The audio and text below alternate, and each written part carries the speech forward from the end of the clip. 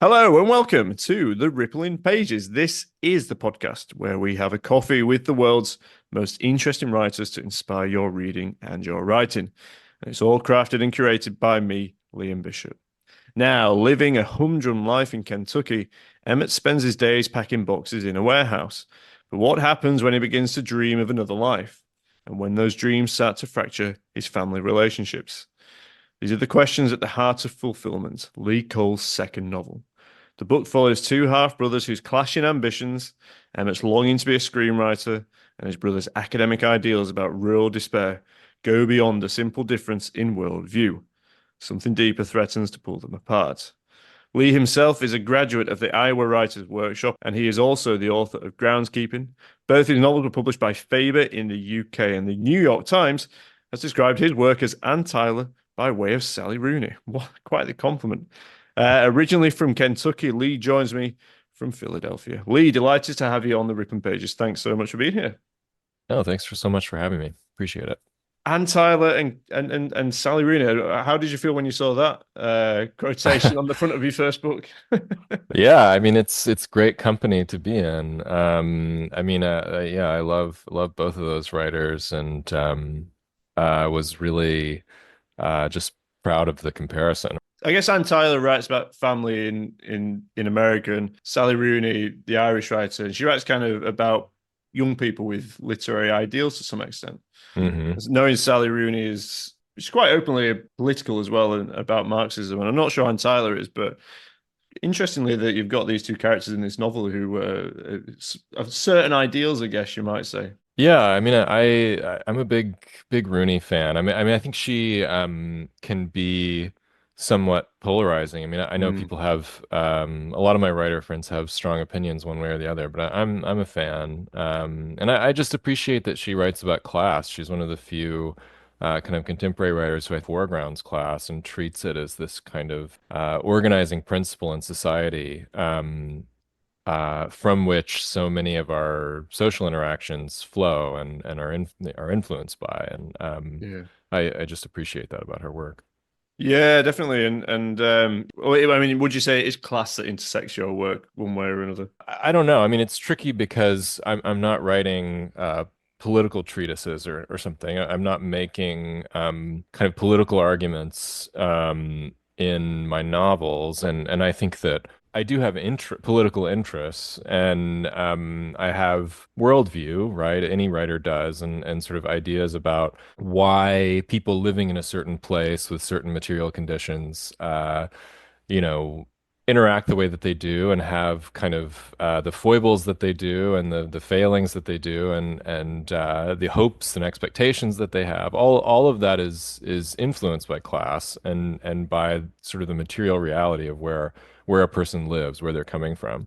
And I think American fiction, I mean, I'm not sure about contemporary sort of British literature compared to contemporary American literature, but I know it historically, British fiction has been more preoccupied with class, I think, whereas maybe American fiction has been more preoccupied with other kind of identity markers, whether it's race or gender or something like that. And it's always been a little strange to me that American writers sort of shy away from it.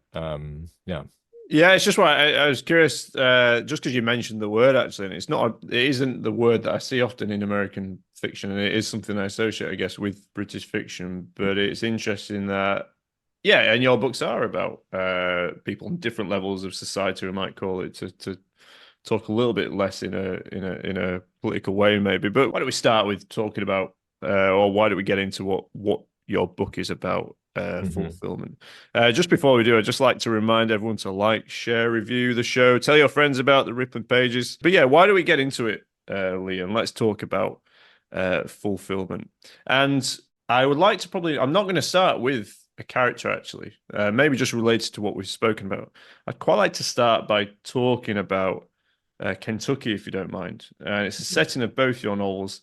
But I don't know if you can just tell us a little bit about where Emmett and Joel live, and why it is Kentucky that you've chosen to set your novels there. Yeah, I mean, I'm well, I mean, I guess the main thing is that I'm from Kentucky and it's a place that I feel like I know well. And when I sit down to write, That's just sort of my default position or something. I start writing and it's usually something set in Kentucky. And I mean, lately I've started to think like, maybe I should try other things as far as setting because it's been 10 years since I've lived there. Um, but in general, it's just a place that I feel like I know really well. I know the vernacular, I know the way people talk. And I know the kind of anxieties that are there that I can kind of mine for tension or conflict between characters. But what's interesting to me, I think about whenever I go home now, and I think this relates to the Joel and Emmett in Fulfillment, is that there tend to be kind of two groups of people who grow up in these kind of rural small town places. The people who stay and the people who leave, right? To sort of make it in life, to do something more with your life, it's hard to stay and do that, right? A lot of people growing up in these places, their goal is to get out. And I noticed that a lot. I've noticed that a lot with, people that I knew as a kid, where one sibling will maybe go off and get a college degree, and move to a city or something. And another sibling will have issues or trouble, they'll get mixed up with drugs or something. Um, and that was always so kind of mysterious to me because it's like, well, these two siblings came from the same basic, origin, right? They both grew up in the same house. They had the same parents. Um, so how did they take such divergent routes in life? So Joel's the academic, and Emmett is working in a packaging warehouse. Hmm. Are these two people that you would identify with some of the people that not that they're based necessarily on real characters, but are these some of the people that Right. are stricken by these issues or that are affected by these issues that you just articulated? I think so. I mean, Emmett has kind of failed to launch in a lot of ways. He has these, what you might call naive ideas about kind of making it in Hollywood. And uh, when the novel begins, there's some suggestion that he's tried several sort of creative careers or endeavors and that they haven't really gone anywhere. And he's returning to Kentucky to take this job at a kind of shipping warehouse, and to work on a screenplay because this is the next thing. He's gonna write a screenplay. He's gonna make it big in Hollywood, right? I mean, I think he recognizes on some level. That this is kind of a stereotype or how many people get off Greyhound buses every day and on Hollywood Boulevard thinking that exact thing, that they're gonna make it big. And then Joel is an academic who's published a book, and lives in New York. And he has all of these, as they say in Kentucky, highfalutin theories about rural despair, and he fancies himself a Marxist, and his relationship to his home and to where he came from has become very theoretical in a way, and abstracted away from sort of concrete reality, and he in Emmett's eyes has succeeded. He's gotten out. He's made a career as this academic and this writer. And when we first meet them, I think there's at least in from Emmett's point of view, there's a lot of resentment and just wishing that he could have what his half brother has. Is that in wishing what he could have in terms of life or intellectual? I think I think it's a little of both. I mean, I think that Emmett is broke for one thing. I mean, he's kind of taking this job because he has to, and because these kinds of like shipping warehouse jobs are becoming increasingly more prevalent in rural places, and so this is one of a few options that he has. Yeah, I think it's also a sense of meaning or importance or feeling like you're doing something big. I mean, at one point, the Homer, there's a line from Homer quoted at the kitchen table. I think Joel is the one who quotes it. It's, let me not then die ingloriously, but let me first do some great thing that shall be told among men hereafter, right? I think that that's very much his mindset. Like he wants his life to be big. He wants to make a big splash, and he sees Joel is someone who's maybe doing that. And then Joel, from his perspective, is like, well, look, I'm writing about critical theory, publishing these little academic books. Like nobody knows who I am. So maybe you don't actually want this. But um, yeah, I think there's a lot of misunderstanding between them and a lot of resentment. And from Emmett's perspective, just sort of wishing he could reach that level that Joel is at. I don't think this is Emmett that says it, but you describe it as his, or does Joel refer to himself as a Southern fried rendition of Marx? Yeah, he's sort of it's when Joel meets Alice, who is sort of the third principal character.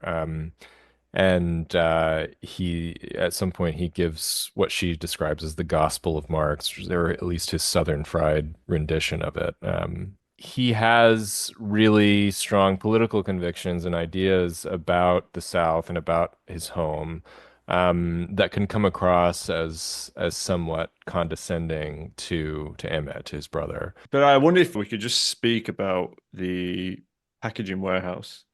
Hmm. I just find it absolutely fascinating. And I don't know why that is, but I think, well, obviously it's the way that you write about it. And the characters, and we've got Caleb, and I'd like to speak about Caleb as well, but just tell me about the choice to go for what you describe as the Tempo's largest distribution hub, built in Nowheresville, Kentucky. Yeah. Well, I mean, part of it was that I worked in a UPS warehouse for 3 years in Louisville, Kentucky. And I worked nights, and it was a really strange and interesting job.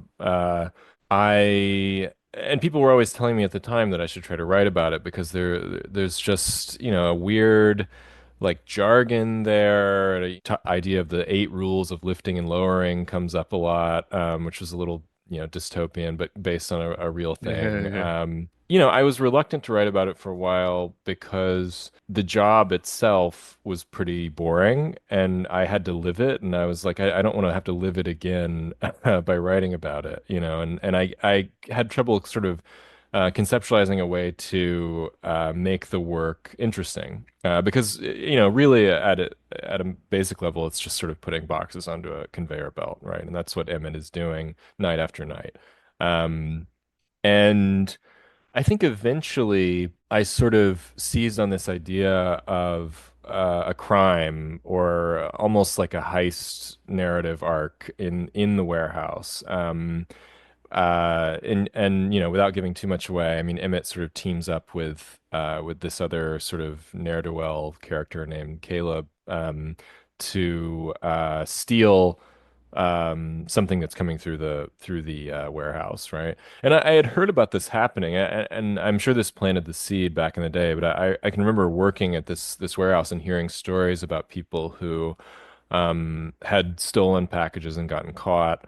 There was one story, I have no idea whether this was true, but that a woman was stealing cash that was being sent through the warehouse, and the company that was sending the cash figured it out, and they put a dye pack in the bag so that when she opened it in the bathroom, this paint like dye sprayed out, and of course she was caught, obviously. But writing about the two brothers and the betrayal between them also kind of added some plot or narrative that I felt like gave it shape. And um I don't know. I mean, it was a weird place. Like you get all kinds of strange packages coming through.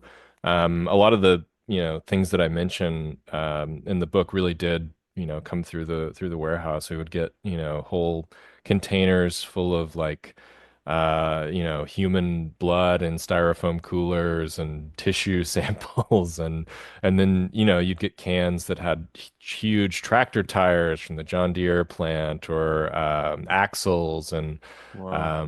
crickets and just you name it, just all kinds of weird live reptiles, just like weird stuff that was coming through overnight kind of shipping. And so yeah, I'm glad that I found a way into the material. I think that's for writers sometimes, if you're basing something on life experience, um, to make it interesting for yourself, to make it engaging to yourself as an artist, you almost have to find some other kind of dimension or some other angle to sort of look at it from. And I think for me, that was sort of the crime narrative. That's really interesting. I mean, I've never worked in a packaging warehouse. My dad does actually at the moment in a Right. kind of semi-retirement. And but I've had jobs that are what we I don't know what I don't want to call them meaningless because I don't think they are really meaningless. But I've been on the lower end of the chain, I guess, so to speak. Why do you think people are driven to commit these crimes within these situations? Well, I mean, I think sort of the straightforward answer, I guess, is just that they're desperate in some way and need money and I mean, interestingly, like, when when you went into really busy seasons, like before Christmas, for example, which we called peak season, which was just an insane time. I mean, if you ever need to be cured of like your Christmas spirit, just go work in a packaging warehouse in the few weeks before Christmas, and you will come away hating all things Christmas because it's just like just this avalanche, this endless sort of relentless flow of packages that are coming through. But during that period, they hire a lot of temp workers and sort of relax some of the hiring, standards. And I remember, um, yeah, some of those people, were in kind of dire straits in life, and they took this job because it was one of the few, possibilities for them. And that's I think true of a lot of these kind of warehouse jobs. Not always. I mean, there were also people there who had worked, for a long time, who were older, who had union seniority, and people who did it part time. Like it's not always the case that everyone I worked with was in some kind of desperate situation, but I think and a lot of warehouses are built in areas where some other industry has fled, right? And it's kind of a often a poor substitute. I mean, in a lot of these places, it's like choosing between that and like McDonald's or something like a service industry job, because a lot of the manufacturing, at least where I'm from, a lot of the manufacturing jobs have left. They've been outsourced or automated or whatever. I've just found it interesting because of what you were saying about Kentucky and people that you know there and the lives that people live. So, setting a novel in Kentucky, I'm just really curious about it. It just sounds a really fascinating It place. is. Yeah, I mean, but it's also a beautiful place. Like I Yeah. don't mean to suggest that it's like you go there and it's like a post-apocalyptic wasteland No, or no, no. something. It's really beautiful and I think one of Joel's kind of faults maybe is that and his mother Kathy and Emmett sort of point this out at a couple of points that he's sort of intent on seeing it in a pessimistic light or in a bleak light.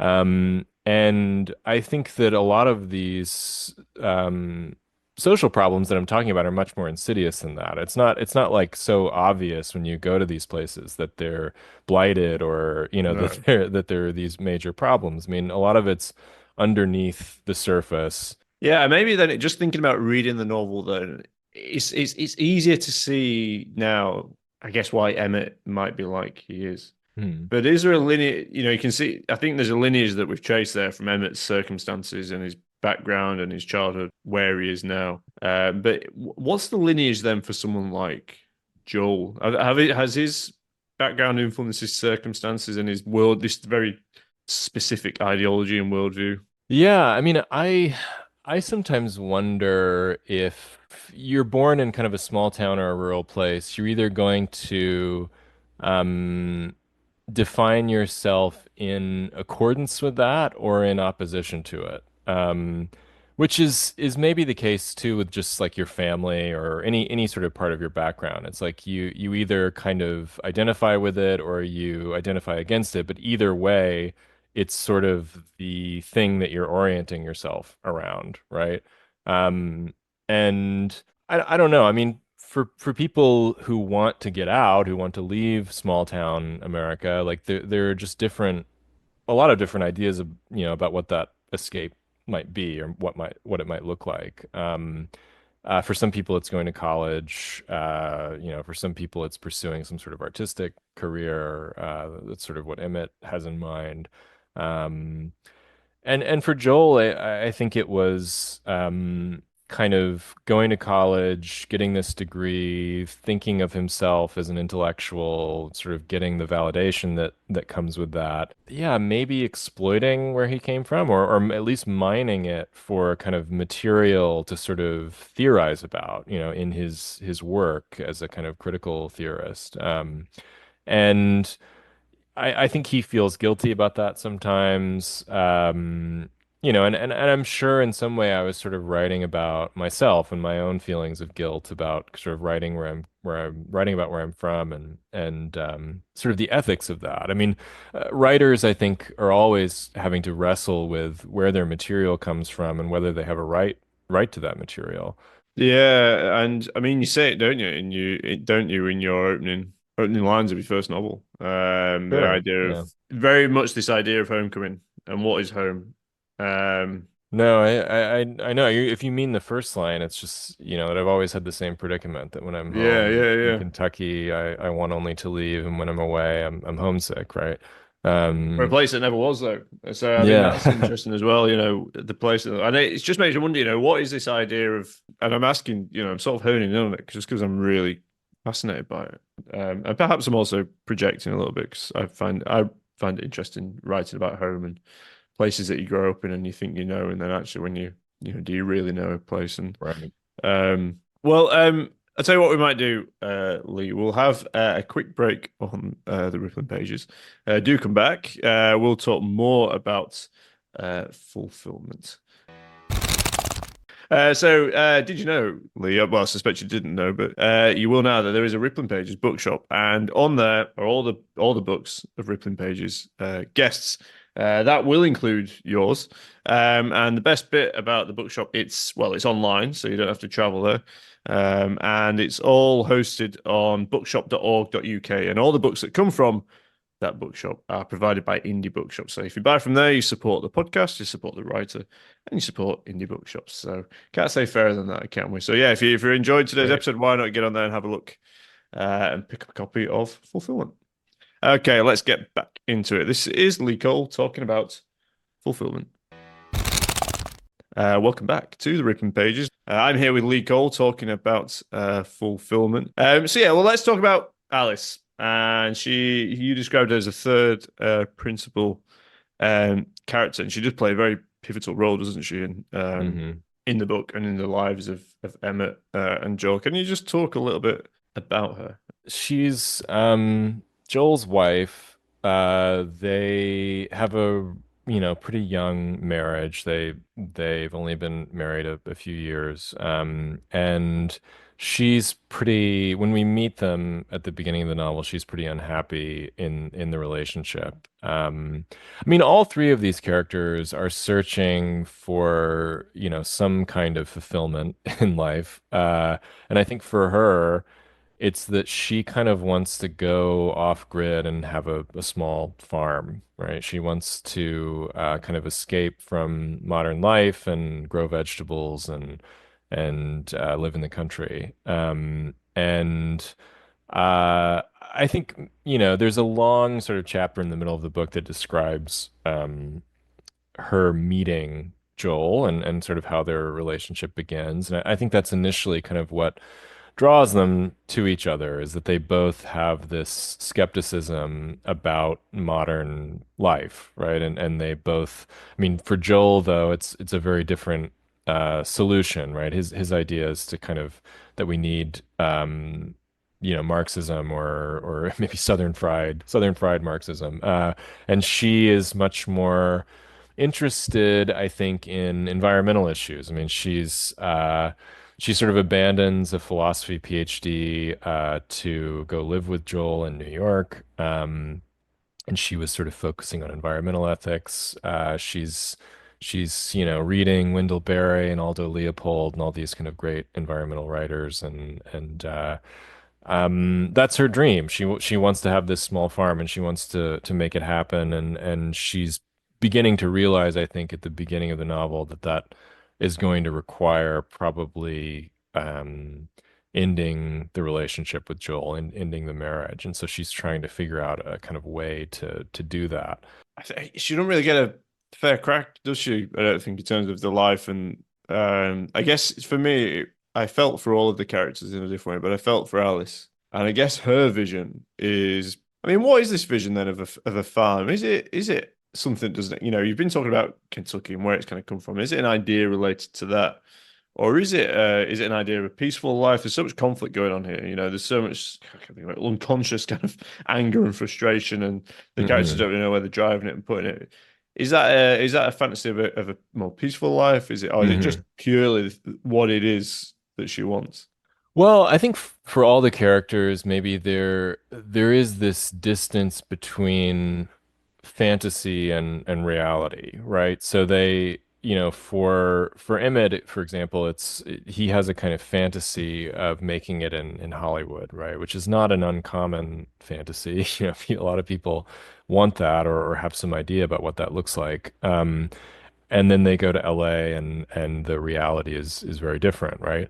And I think that it's similar with Alice, right? Like it's very easy to read kind of the canonical books in environmental essay writing, to read Annie Dillard or to read Wendell Berry or something, and to fantasize about a life that's more in harmony with nature and closer to nature. It's my grandparents' generation. They had a small farm and lived some version of the life I think that Alice longs to have. Um, and there's still evidence of it around. You still see the remainder of that way of living. Um, and there's something kind of elegiac about that or nostalgic about it for me whenever I go home, and something a little sad to sort of see it go away and be replaced with like I don't know, like fast food chain restaurants or something. Like I think by the end of the book, she has a more realistic idea of what this kind of life would require. She's not totally kind of living in a fantasy about it. And I think of all the characters, she sort of comes the closest by the end to reaching her aims, right? To reaching her idea of what sort of fulfillment looks like.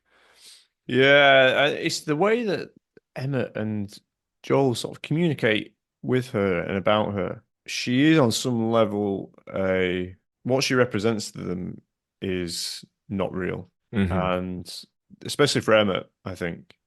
But I guess it's that sense of how do they reach fulfillment, and does this idea then of fulfillment relate to an idea of what is real? There's so much in our culture, or in American culture especially.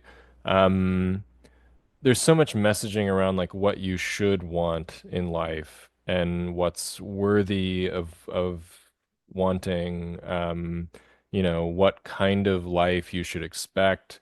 Um, and all of the characters, I think, are sort of getting these messages, these intrusive kind of messages, whether it's from advertising or scam texts or something or whatever. And I think for Alice, I mean, she kind of has an experience in grad school that changes her perspective and makes her think about kind of the way that her life has been shaped by these narratives that don't belong to her, right? Um, and she's searching for a way of living that's meaningful and that feels like it's her choice and sort of coming from within rather than from without, from these kind of, yeah, just this relentless sort of beaming of like messaging and ideas about what one should want in life. Yeah, I think part of it is trying to sort of sift through what you want and figuring out whether it's real. Yeah, I think the sort of the pivotal question for me writing the book is posed at one point by Joel to his students in class, which is how do we know that we want what we think we want, right? Which to me was such a huge question working on the book. It was something that I think I thought about a lot during the pandemic for various reasons. And I think a lot of people did because they had this time away from the regular patterns of their lives and introduced doubt into a lot of people's minds about what kind of life they want, whether they actually want that, and all of these characters, I think, in the book, Alice, Joel, and Emmett are all sort of arriving at these questions and anxieties post pandemic, in this sort of new world after COVID. I think it's pandemic or not, it's an eternal question, isn't it? How do we know what we want? Right. I might have Yeah. rephrased that, but I think we sort of on the same path, are we? But yeah, but I think how do we, what do our desires tell us? What does this want really kind of want? Mm. And it's a challenge that's, I mean, you referenced the guy in your first book that Freud sort of went out and had a look at, and I think it's quite a stark thing for Emmett to go for, and it shouldn't, he's very welcome to have those desires, but I guess it's quite a defined idea, Hmm. and then he's got a vision of it, but then in his pursuit of it, it's created a lot of problems. Essentially, he's created drama, whether he likes it or not. He's created his own Right. drama, hasn't he? And I just find it interesting that for quite a very specific desire, I want to write a screenplay and I want it to be about this. It creates a lot of problems, Hmm. and it's also what I find quite compelling about it is, and this is what you did in Groundskeeping, is it's the depiction of an artist, a depiction of a writer, not in a kind of cute postmodern way. How do these books situate you in the world, and how do you see the writers within your books? I'm always interested in, I don't know if it's writing in particular, but just in art making, and finding ways to kind of fictionalize that. I mean, the project that I'm working on now currently is about a photographer, and I've had a lot of fun sort of stepping away from writing and thinking about a different medium. Interestingly, a lot of the impulses and ethical questions are the same. Um, and for me, I think what's always been sort of perennially interesting is what obligations does a writer have to um, where they're from, to the people in their lives, how what obligations do you have when it comes to how you use your material, and who owns the material, like who has a right to write about it, and sort of the feelings of guilt or anxiety that go along with that. I like being able to take a sort of step away, or to be kind of one step abstracted or removed from fiction writing. I've found lately that I like writing about art making or artists, but I like to put some sort of twist on it so that I'm not writing so directly about exactly what I do. Mm. And that distance somehow gives me more freedom or leeway or something to talk about the impulses in artists and why they decide to choose certain material or work on certain projects. No, it's interesting. Yeah, those impulses, and I think to the notes that make your character makes in groundskeeping, and he starts trying to write things, and there's obviously Alma who's a writer, and Hmm. how she writes about the way she's depicted about having that impulse to write about things, and then obviously Emma's got this very strong impulse to write a Hmm. screenplay, and just find it interesting that there are these people that you write about that are trying to write about something that is very close to them, and it's a portrayal of people trying to understand their world, I guess. And Hmm. it's just not it's not just a depiction of the characters in it's not just a depiction of characters who live in Kentucky. It's a depiction of people trying to also depict their world. They do that thing of okay, Hmm. I'm turning to this as a form or something, and it's Hmm. accessible in some way at least. Yeah. And who gets published and who gets reviews about their books is not always that's not equal. That's not an equal opportunity, but they turn to this form. Well, so next book is about photographer or photography. Yeah, there's a there's a photographer character in it. Okay. It's also set in a kind of small town Kentucky, but it's a little more true crime, I guess, or Ooh, wow. I don't know if it's I hesitate to say that it's like fits neatly into a genre or something, but it's about sort of a series of crimes in a small town, and this photographer who's doing a project and kind of ends up sort of fascinated or obsessed with these crimes and trying to figure out Oh, wow. how who did it and sort of what happened. So, but I mean, for me, it's been nice because I've sort of taken up photography as a hobby and bought a film camera and try to Oh, teach wow. myself how to do it. And it's been really lovely actually because I it's nice to have an art hobby that I don't feel pressure to be good at. I can kind of just not be very good at it and take the camera out and take some overexposed pictures and Yeah, but there's I nothing I'm like I'm it, is getting better. I'm getting better. So, I love that. I love that though. But that's kind of what your characters do, isn't it? They sort of turn to these and they go, "Oh, let's just give it a go and see what Right. it does for me. It helps me work out the world a bit." But I love photography as well, and well, I'm excited to see that. Yeah. Joanna Pocock, she's a photographer, and she went through. Did she go through Kentucky when she went on the Greyhound? She was my last guest, and she went through on the Greyhound bus, and she went through all of America basically on the Greyhound. But she's Oh, a cool. photographer. Well, it's been a pleasure. It's been a pleasure to talk about your book, you as a writer, your craft. If anyone's wanting to learn how to build up an image and that balance between sort of free and direct discourse and inside and outside the writer's head, the character's head. You do well to read this book. It's yeah, just in the ordinary everyday, that kind of Updikean way, in the ordinary everyday of life, there is beauty in. Um, Yeah, thank you. Lee, it's been a pleasure. I've absolutely loved talking about fulfillment. I've loved talking about your first novel as well. Thanks for being so open and candid about your inspiration from home as well, because that's not always easy either. So, but for now, Fulfilment is out. It's published by Faber over here in the UK. Lee Cole, thank you very much for joining me on the Rippling Pages. Thanks so much for having me. It was a really cool conversation.